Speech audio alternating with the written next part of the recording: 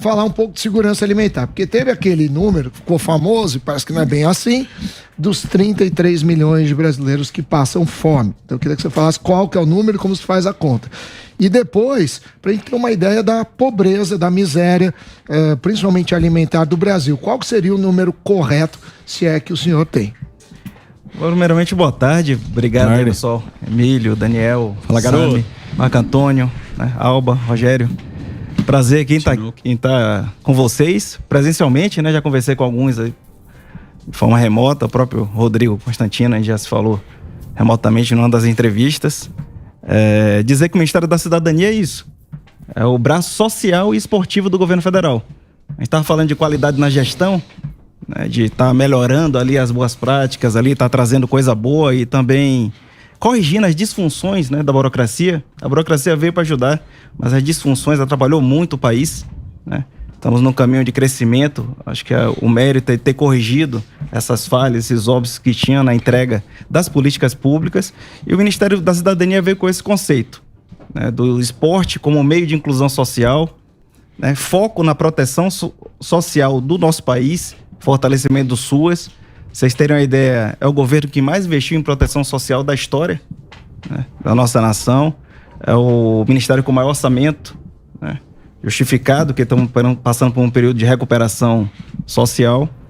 E a gente, pós-pandemia, e a gente vem nessa toada de estar aplicando esses conceitos de administração, como o Daniel aqui colocou, né, sou servidor público de carreira há mais de 20 anos, então dedicado aí à parte de gestão.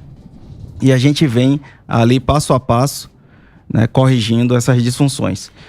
Passando aqui para a pergunta do Sami, números são jogados hoje de forma aleatória, né, sem nenhum tipo de fundamento, né, para constranger de fato.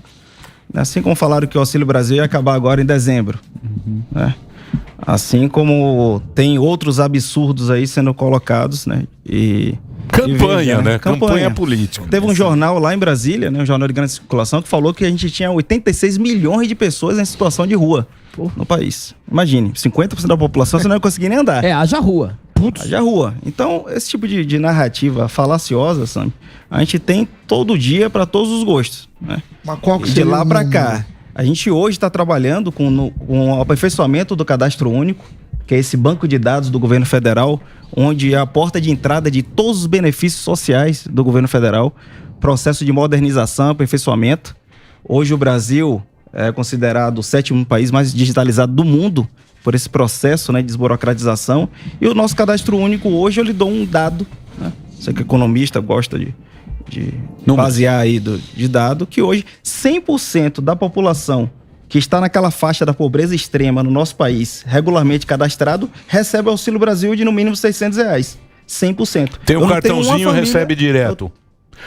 Quantos milhões de cartão foram distribuídos? Hoje nós temos, de beneficiados, nós temos mais de 21 milhões de famílias beneficiadas. O cartão da época da pandemia, que tinha as filas... Acho que começou com 18. Então, tinha aquelas filas para...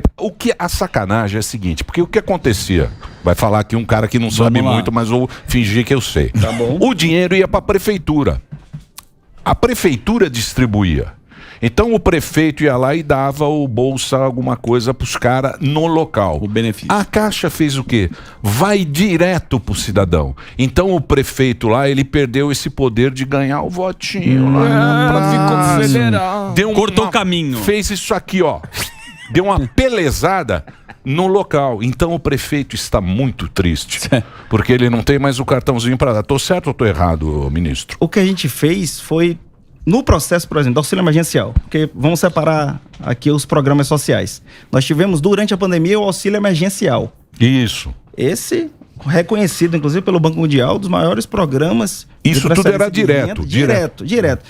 A lei foi sancionada, em 6 dias a gente começou o pagamento. Eu lembro. 6 dias a gente começou o pagamento. Esse recurso chega direto, a gente bancarizou mais de 20 milhões. 6 dias a gente começou o pagamento. Eu lembro. 6 dias, a gente começou o pagamento. Esse recurso chega direto, a gente bancarizou mais de 20 milhões, né? Os invisíveis naquela hora ali. 68 milhões de CPFs pagando. Chegou perto de 60% da população brasileira sendo atendido pelo auxílio emergencial. Passado ali o momento crítico da pandemia, vamos para o programa permanente de transferência de renda, o Auxílio Brasil, que é uma mudança de conceito no programa de transferência de renda. A gente tem que se lembrar que o programa anterior, né, tinha um formato de assistencialismo puro. Isso. E a gente traz um conceito, né, de assistência social focado na autonomia das famílias. Isso é muito importante, porque a gente vem, né, para um programa onde a gente fomenta ali, dá oportunidade para que a pessoa supere a situação de pobreza. E não fique no programa de transferência de renda aguardando ali o recurso e fique impedido de conseguir a sua melhora. Porque no programa anterior, todo mundo sabe a história. Estava dentro de casa, né, ou tinha uma pessoa fazendo um trabalho para você, seja uma diarista, etc. Você ia querer assinar a carteira, aquela pessoa virava para você, não assina não, senão eu perco bolsa. Isso. E era assim. Exato. Todo mundo sabe do que eu tô falando. 21 Perfeito. milhões de famílias. Mas Sim. assim, quantas pessoas Beneficiários diretos? Não, passam fome no Brasil. Porque isso eu não consegui ver. Pobreza extrema, que a gente considera. Passa fome. Pobreza extrema. A fome é a insegurança alimentar grave. Tá. Então, Passa fome e o gordão tá passando fome. Porque esse cara passa de fome. Mais ou menos. A gente considera insegurança alimentar, né? A leve, moderada e a grave. Né? A grave é sinônimo hoje conhecida como a fome. Tá. No Brasil, nós temos hoje, né, identificado 17 milhões de famílias pobres. Na chamada pobreza extrema. Pobreza. O que é pobreza extrema? Famílias. Abaixo de R$105 per capita. Abaixo de? R$105 per capita. Isso é considerado pobreza extrema. Essas pessoas estão identificadas e 100% delas hoje recebem Auxílio Brasil de no mínimo R$600. Não consegue nem pagar um aluguel, nem uma comida. Não, então ela não tem mais mas esses fora do programa. Mas esses aí estão recebendo esse 600. 100%. Então não existe mais... 100%. Eu vejo que a gente está caminhando para erradicação, tá certo, da pobreza extrema no nosso país. Não, mas se você falou que todo mundo recebe isso, não tem mais ninguém abaixo de 105. Abaixo de 600. Então você está falando que é zero 100%. o número de brasileiros em pobreza extrema. Que é o cartão. 100% hoje regularmente cadastrado no Cadastro Único, hoje recebe. Se existe alguém que não receba, né, tá aí o Cadastro Único pronto para essa pessoa se cadastrar e passar a receber. Mas você não tem mapeamento disso? Hoje temos identificação disso daí. Nós temos hoje, por exemplo, o lançamento do aplicativo do Cadastro Único, onde você pode fazer o pré-cadastro pelo aplicativo. A gente está dando meios de identificação. Sim. Pessoas em situação de rua. Das 170 mil pessoas identificadas em situação de rua, já temos 150 mil recebendo. Então a gente avança para chegar nos invisíveis, né? E o auxílio emergencial ajudou muito nesse sentido. Então, e a gente está... O pessoal lá, o Paulo Guedes falou isso aqui, ele falou, pô, que ele se assustou de ver que tinha tanta gente que era invisível, que não tinha nada, não tinha conta, o cara não era nada. Eu posso fazer um break, ministro? Então, com a autorização do ministro e da nossa equipe fantástica, de autorização. Números aí, isso aí é complicado, né? Porque fica fica campanha narrativa. E as pessoas nem sabem. Não sabem. Respondendo aqui o Sam, que o Sam gosta dessa parte. O Sam é chato pra de números. Se você decorda ele vai pegar tempo de renda, vai ver o que você fez ontem. O meu é chato, mas também tomo porrada. Pega o RG dele aí. É o Xi Jinping da PAN. Eu tenho mestrado de Direito Econômico. Então estamos juntos aqui no processo. Agora do pessoal que pensa. Mas eu vou lhe dizer o seguinte. Hoje a gente tem, né, 55 milhões de brasileiros sendo beneficiados direto do Auxílio Brasil. 55 milhões. Ou seja, 1/4 da população brasileira hoje é atendido pelo programa Auxílio Brasil. 1/4. Isso nunca aconteceu. Mas eu quero hoje a gente saber tem uma folha de 12 bilhões. Todo mundo hoje identificado pelo esse cadastro único e tem 80 milhões de pessoas ali dentro. Mas você não estima que não tem nenhum brasileiro que não foi identificado? Não, existe. Mas qual que é a sua estimativa? Não tem essa estimativa. Porque não eu botei todos os meios, né, disponíveis para poder identificar essa pessoa. E hoje a gente... A estimativa é zero, então, hoje a gente zerou a fila.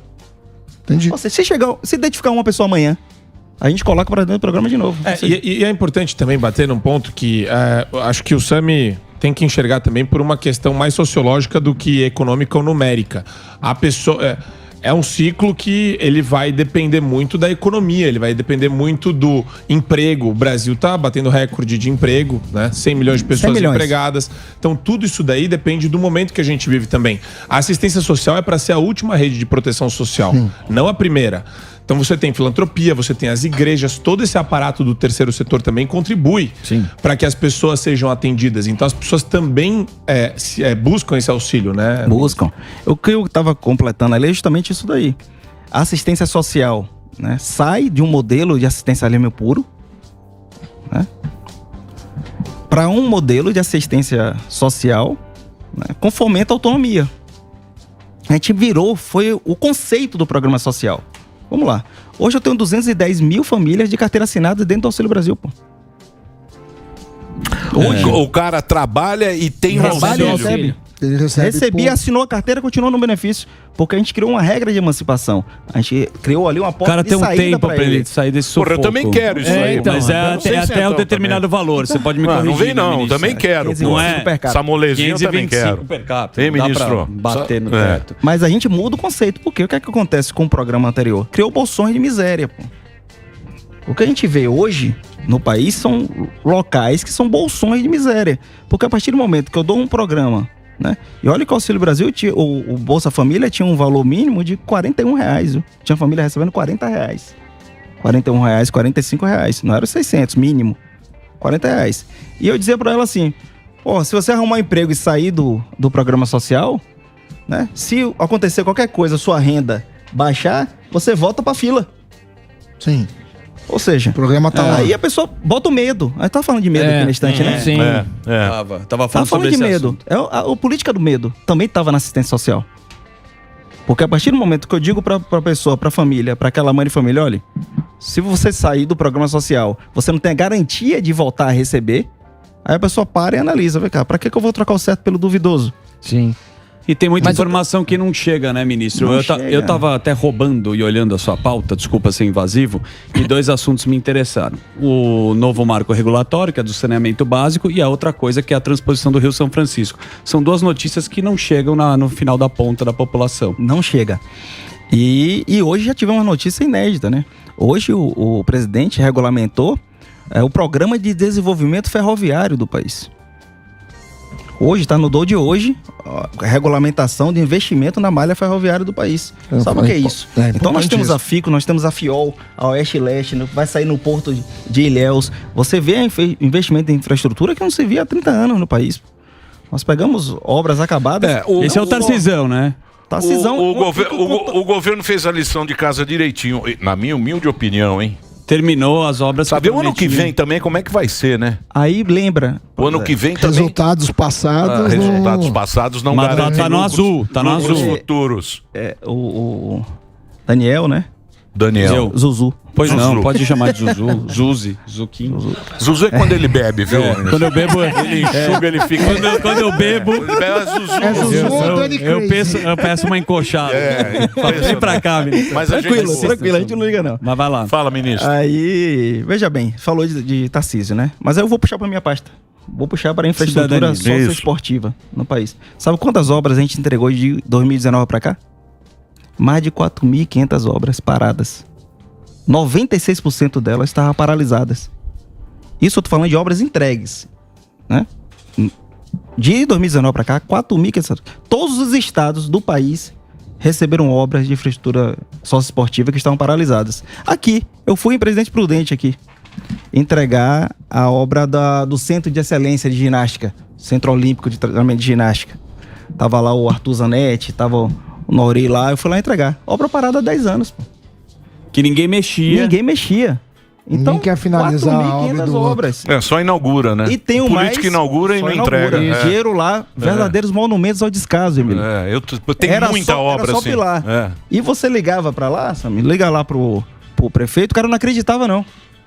Vai terminar mesmo? Mas eu sou de oposição.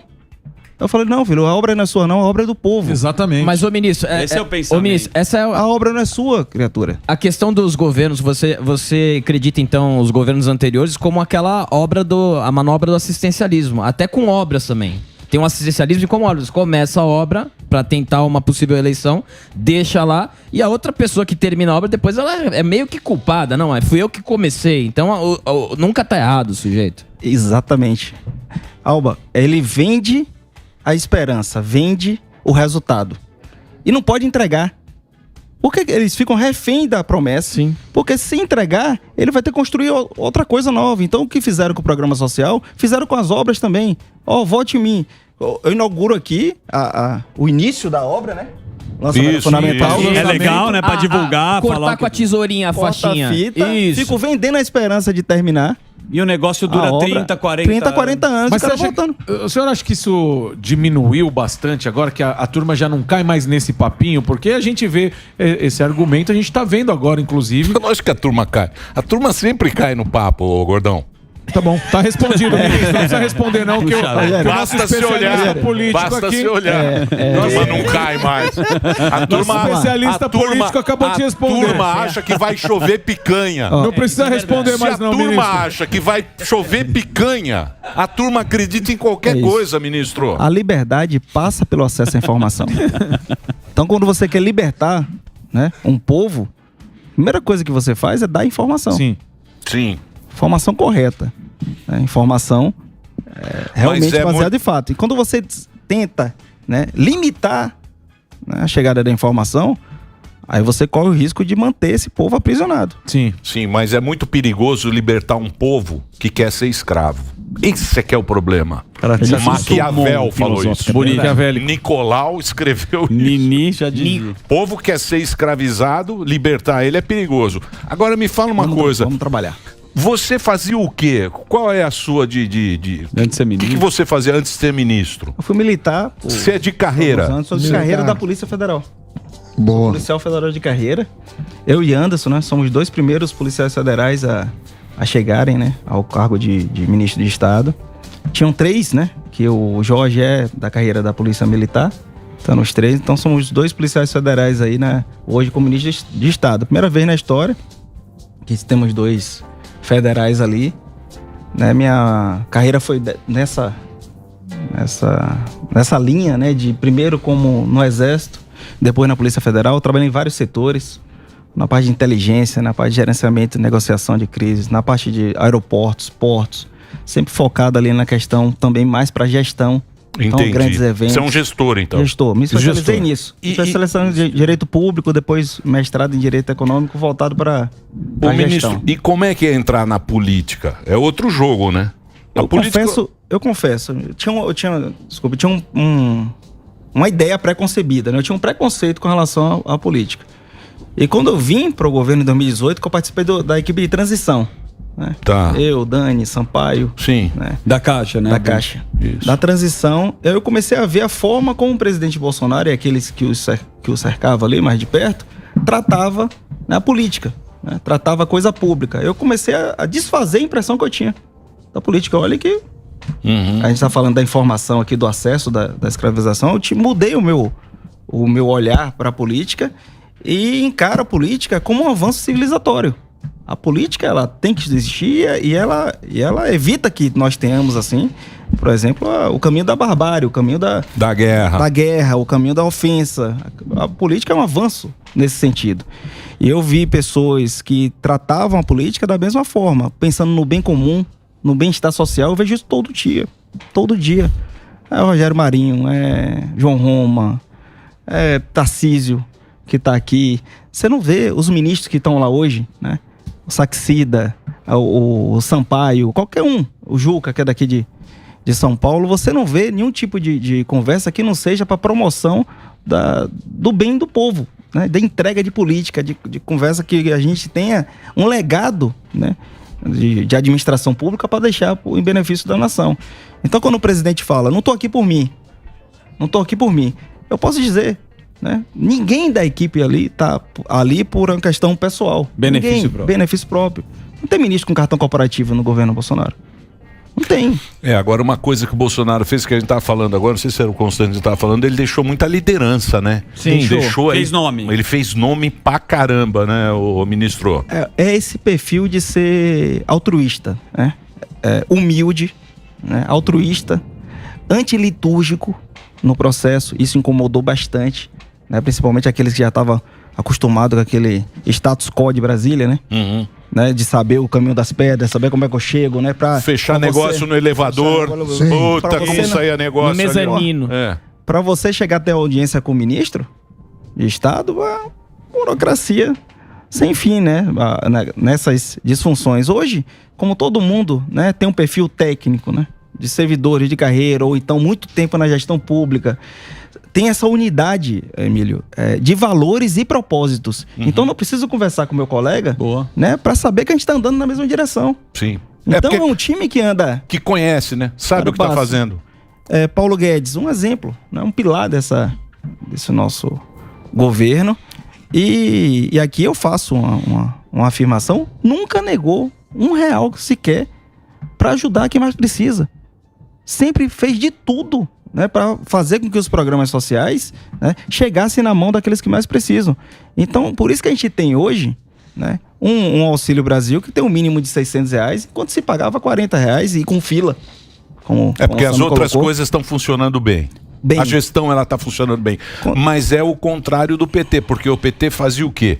Ele loteava, por exemplo, pegar a Caixa Econômica Federal, ele dava para um partido. Nós ganhamos a eleição. Nós ganhamos a eleição. Quer dizer, agora, a Simone Tebet lá, apoia o Bolsonaro, ela vai pegar um ministério de alguma coisa. Ô, querida, já tem vai lá, lugar pega no a sua time. turma e vai. E aí o cara não tem esse compromisso. Aí é meio nas coxas. Ah, esse aqui é meu, esse aqui é seu, esse aqui é tudo mal feito, entendeu? E isso eu acho que foi o que eu estava falando, uma coisa positiva, foi a gente ter acompanhado aí essa... Grande divisor de águas. Eu acho que isso é uma coisa que todo mundo está vendo. Sabe qual foi a minha conversa com o presidente? Quando eu estava na iminência de assumir o ministério, ele falou assim, olha, palavras dele: nomeie quem você quiser, exonere quem você quiser, faça de tudo para ajudar o povo, até porque eu vou cobrar isso de você mesmo.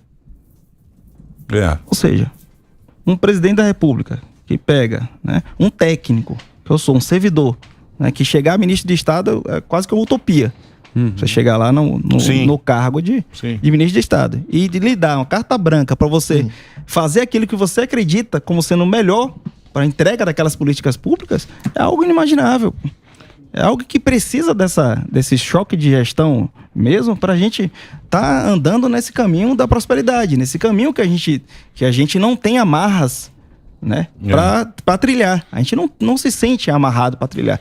A gente não tem medo na administração pública, hoje, com este governo federal, de fazer o que é certo.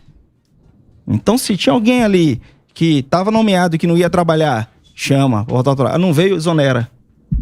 É resultado. Você sabe que todos falam aqui, porque a gente teve agora, principalmente na pandemia, o pessoal do Paulo Guedes, da Caixa, um monte de cara aí. Mickey Mouse. O Mickey Mouse, a Daniela também que veio aqui. E eles falam, o da pesca lá, Safe, não, é o Sanfoneiro Turismo. O Gilson, gente boa. Pernambucano. Lá de Santa Catarina. E ele falou exatamente isso. Ele falou, o Bolsonaro chegou e falou o seguinte, ó, manda embora quem você quiser, contrata quem você quiser, eu vou cobrar de você esse esquema. Isso aí é o cara que tá... E eu acho que essa foi a grande diferença. Agora, a grande diferença ela foi essa. Isso faz a diferença. O povo sente o resultado.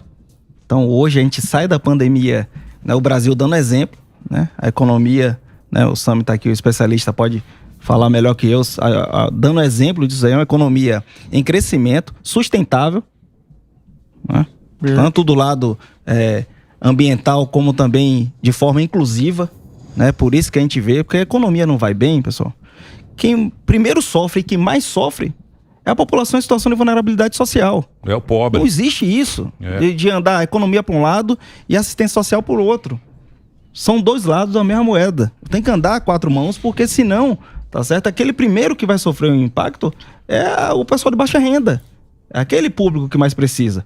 Então, quando você vê e um presidente que dá uma autonomia, dá liberdade para você avançar nesse sentido, o povo sente, né, que hoje, com toda pandemia, com crise hídrica, com tudo que a gente enfrentou, né, e que as pessoas às vezes esquecem.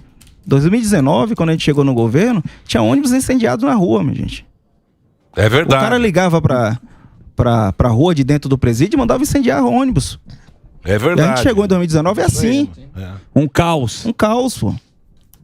O Rio Grande do Norte, né, os estados do Nordeste, o outro, tava lá.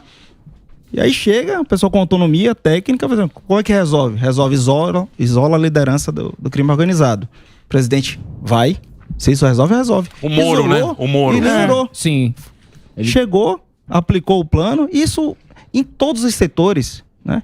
Você vê agora, colocar um outro técnico lá, o Anderson, conhece, policial federal, né? Começou com essa política, né, de redução de criminalidade no país. Taxas hoje, né, menor da série histórica de homicídios. Aí na contramão disso, a Bahia, administrado com outro modelo de gestão de esquerda, né, que hoje está em primeiro lugar em taxa de homicídio. Né? Em último, na educação. Né? Não, onde você Alto vai... desemprego. Onde você vai... Seja, onde é administrado pelo Deus, PT é ruim. É ruim. Mas a mentalidade muda. Você é o Vieira, né? Mas aí... Vieira, o pessoal conhece ele como Vieirinha. Vieirinha? Vieirinha. Tô aqui com o pessoal da Bahia me mandou mensagem. Vieirinha da PF, ó, turma ali, ó. Eu sei, nem brinca. Vieirinha. Ó, eu já vejo isso aí, ó. Eu já começo, porque você sabe que nós estamos aqui, ó. Cangote, quer fazer muita graça aqui, Vieirinha. Cangote aqui não tá brincadeira, não, viu, Vieirinha? Olha lá, ó. Vieirinha Vasco. Não tem sorriso, não, ó. Não tem. Mas eu quero dizer, ô Vieirinha, que é o seguinte. Vai na brincando. Bahia, no Nordeste, principalmente. É brincadeira. Pode ir. Pelo amor de Deus. Pelo amor de Deus. Brincadeira, Você acha que a Vieirinha? mentalidade da turma, principalmente do Nordeste, porque no Sudeste a turma entendeu o governo, mas você acha que no Nordeste agora as pessoas estão tendo uma compreensão maior do que está chegando lá? A gente tem certeza disso, né? O povo do Nordeste é um povo, sou de lá, né? Sou filho de pernambucano, sou baiano, então conheço aquela região, né? Conheço todos os estados do Nordeste. Primeiro, o povo trabalhador. Então, o povo, ele quer trabalhar. O que durante muitos anos se fez foi aprisionar, né, o povo, não dando oportunidade. Porque quando você não dá oportunidade, você não faz com que aquela pessoa tenha renda própria. E renda própria é sinônimo de liberdade, Daniel. Claro. Isso é o caminho da libertação do povo. A prosperidade, Então você saber o que você quer fazer com o teu dinheiro que dá dinheiro, liberdade. 100%. Então, quando você vê, você entrega a transposição. Ah, eu tinha 80%, 75% concluído. Não entregou, irmão. Não entregou. Você tinha que ter entregue. Como a gente chegou lá, entregou. Por quê? A água, o acesso à água, vai possibilitar que tenha a produção agrícola. Investimos em agricultura familiar, né? Começa ali a ter um ciclo de crescimento. Né? Você vê o oeste da Bahia hoje, é exemplo de produção. Você sabe que vai mudar o Nordeste o eólico. Aquele parque eólico. O Brasil é a melhor região para energia eólica do mundo. O Brasil já está entre os principais o eólico de energia eólica. Se não me engano, é o 8º maior. O eólico vai mudar a bagaça. Vai mudar. Prepara aí, você que tá é a região que mais venta no mundo, e a gente está falando inclusive da Bahia, e que tem maior extensão para isso. Extensão e o vento é constante. Isso. E é vento bom. E a maioria do tempo unidirecional. Que aí faz com que se você for ali... O grande segredo do eólico é o vento. Se você for para Natal, constante, no Rio Grande do Norte, você já viu os coqueiros da via costeira. O coqueirinho, ele se curva. Encoxar coqueiro em Vieirinha Natal. Conhece. Quem gosta de encoxar coqueiro... Esse aqui, ó. Não. Já foi bom nisso. É uma tradição. Ninguém acredita. Isso é ciência. Vieirinha, presta atenção. Você vai para Natal, via costeira. Via costeira, você está andando aqui, ó. Aqui está o Atlântico. Aqui está o Atlântico. Dá uma olhada no coqueiro que está aqui, ó. Na que via horas costeira. Que é boa? Se é tarde? Não é. Isso aí não é via costeira. Isso aí é... Não é. O coqueiro, ele se curva. Ele fica assim, ó. Ele olha com Quem carinho. gosta de arvorismo, encosta esses coqueiros, tem uma energia que é o vento. Renova. Não tem nada de sexual. É o vento. É o vento que ele é constante e é um vento propício. É o melhor vento do mundo para fazer eólica que parece que tem esse projeto. Toda a costa do Nordeste, dá um friozinho. Certíssimo. Agora já foi colocado lá pelo Ministério da Minas e Energia já a primeira regulamentação para fomento, essa parte de energia eólica, já tem projetos. Realmente o Nordeste, né? Lindo por natureza. Maravilhoso. E tem essas condições ideais aí para energia eólica. Já se fala na produção de hidrogênio verde, uma nova matriz energética. 80% da nossa matriz, né, no Brasil, energética, ela já é de fonte limpa. Sim. É de fonte limpa. Então o Brasil já é exemplo disso. Sim. Então nós estamos vendo aí o que está acontecendo com a Europa, principalmente. Uma guerra que abalou as estruturas, né, da matriz energética na Europa, por um lado. A Europa falou, estão queimando lenha. Não é nem carvão, é lenha. E tá faltando luz Por outro lá lado, também. segurança alimentar. É isso aí. Ministro, puta, queria agradecer muito a sua presença. O papo foi muito bom. Espero que você volte aí para trazer aqui informações. Vocês manjam muito. Eu vou passar as redes sociais do ministro. O Instagram dele é Ronaldo V. Bento, que é o nosso ministro. E o Twitter R. Vieira Bento. Muito obrigado, cara. Valeu, Vitor. Obrigado, Jovem Pan.